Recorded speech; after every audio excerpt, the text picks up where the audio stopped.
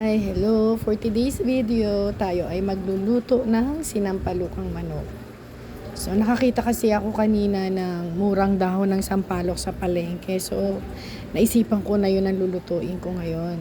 So, naglagay tayo muna ng mantika sa kawali. Tapos, ginisa ko yung bawang, sibuyas, at susunod natin yung kamatis. Ayan, halo-halo lang, halo-halo. Ayan, ang mahal ng sampalok ng dahon, nasa 400 per kilo. Pero syempre isang guhit lang naman, marami na. So isang guhit lang yung binili ko. Ayan. Gisa-gisa tayo ng bawang, sibuyas at kamatis. So paglasog-lasog na talaga yung kamatis, at saka natin isusunod yung manok. Namimiss ko kasi ito eh. Madalang kasi ako makakita sa palengke ng dahon ng sampalo. Kaya nang makita ko, yun kagad, bumili ako kahit mahal. Bagay pwede na rin kung 35 pesos. Akong 40 pesos. Ayan, sinunod ko na yung manok. Gisa-gisa. Maganda kasi masarap yung manok na ginisa ng matagal. Hindi siya malansa. So lulutuin natin ng konti dyan. Ayan. Takpan. Ayan, di ba ang bilis? Fast forward tayo.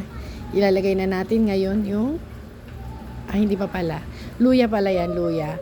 Dati yan luya, ginigisa ko siya, kaya lang ayaw ni Don Alex nang may nangunguya siyang luya. So ganyan ang gawa ko. Mas malasa pati. Ginagadgad ko yung luya. Then isusunod natin yung patis. Yan.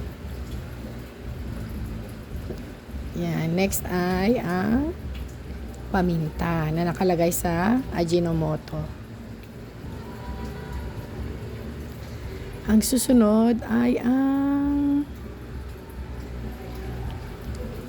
salabat. Achar lang. Hindi yan salabat. Ano yan? Garlic powder.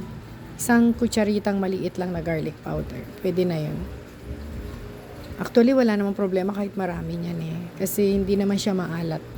Pampalinamnam din siya.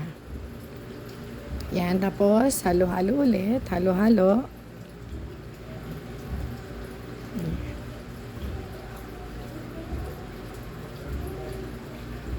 Ayan, ngayon ay tatakpan natin siya ng medyo matagal na hanggang maluto na yung manok. Ay, sorry, joke lang. Di pa pala. Joke lang. Lalagay pala natin yung yung murang sampalok. Ayan. Ano na siya medyo chinap-chap ko siya, tapos nilamuta ko sa asin. Ayan. Takpan. Yan na yun. Antayin natin siyang maluto. Ayan. Fast forward na. Hindi ko alam kung anong nangyari sa video ko, but na malaki yung part na na-delete. Yan, nilagyan ko siya ng konting tubig, tapos dahon sili at saka bunga ng sili. Tapos nilagyan ko din siya ng konting sinigang mix kasi nakukulangan ako sa asim niya eh. Ayan. Masarap yan. Kanin na lang ang kulang. Diba? Sa mga